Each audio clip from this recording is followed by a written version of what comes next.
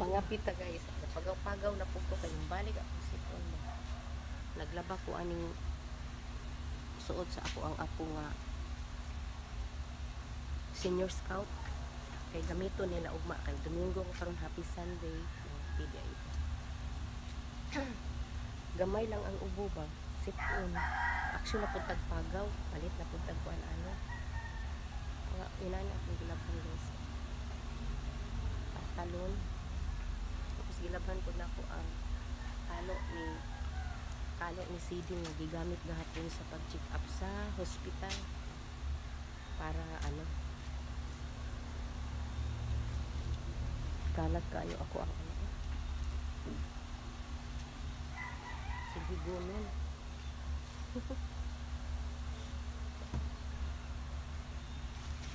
itaganahan manilig basta mubuha mubo kayo guys manilhig ta basta mubuha sakit sa karong buntaga guys kay maglimpyo ko sa ako ang mga halaman char manglimpyo magkuan day ko guys kay kining bag-ong kaang nga ako ang gipalit ba nga tag 10 pesos sudlan ako ni og mga yuta kay naman ko yuta diri nga pundo daan diri sa dagko nga balde nga guba sus tingog pagid ang manok.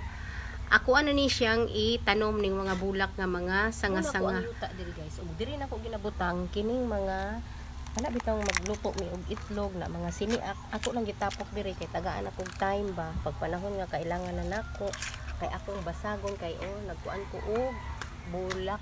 Magtanom ko karon ba kay daghan nagsalingsing akong aloe vera og mga kuan snake plant. Kini nga cactus guys kay abi na kog dili ni siya mabuhi kay pagtanom na ko ani wala man ni siya gamot pero nabuhi siya o karon nanganak na siya mao na ako ang gisiak kay ako nang itanom sa bag-o nga kaang katong gipalit na ko nga tag 10 ba ako siyang pambutangan so gilinya na nako diha guys ang mga tingog na pud ang manok no di gid pakisama ning kuan ni San Pedro manok ni San Pedro. Ako na di ang gitanom diri guys, ang katong mga siniak na ko nga millionaire plant daw ni siya guys. Kung makita niyo lapad kayo ang iyahang dahon, isa ra na siya kadahon. Nana ni siya gamot ha. Yuta guys, kana bitaw namatay nga bulak tapos ako ang ginakuha. Kini nga yuta kay kuan ni siya ba kanang sa mga daan bitaw katang mga kaangan namatay. Ni ang iyahang butanganan. Ug kini siya guys, kining giingon nila nga millionaire plant char. Daghan ni siya guys, matyunon siya ba? Matyunon siya tapos ako ang siak-siak ug mao ni iyang mga anak duha tulo upat lima unom so unom na kabuok tapos kini pud siya napuni siya anak duha kabuok akong gisiak ug mao ni iyang anak isa syempre duha katong aloe vera nga akong nakita na ra gitanom na nako siya tapos katupod ang mother plant pud nga kani guys nanganak na pud siya duha actually daghan na kay kog ingon ani akong ginasiak ba ko di man ni bonsai ay katumatang gagmay nga klase bonsai ayan aloe vera nga lain-lain klase so mao ni ako ang gibuhat karon puro tanom-tanom lang sa ta no. Wa pa ko nahuman. Ayan, wa pa ko nahuman. Napay daghan yuta. Nguta pa kog kaang. Ang uban ka ng mga plastic lang. Wa pa ko nahuman guys. Ihunong sa ako o pananong diya guys. Grabe naman ang init sa langit.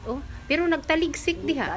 Nagtaligsik ana nga oras. Mao na nga nag-stop sa ako. Pero ipakita na ko sa inyo ning ako ang nahuman na. Nanganak na.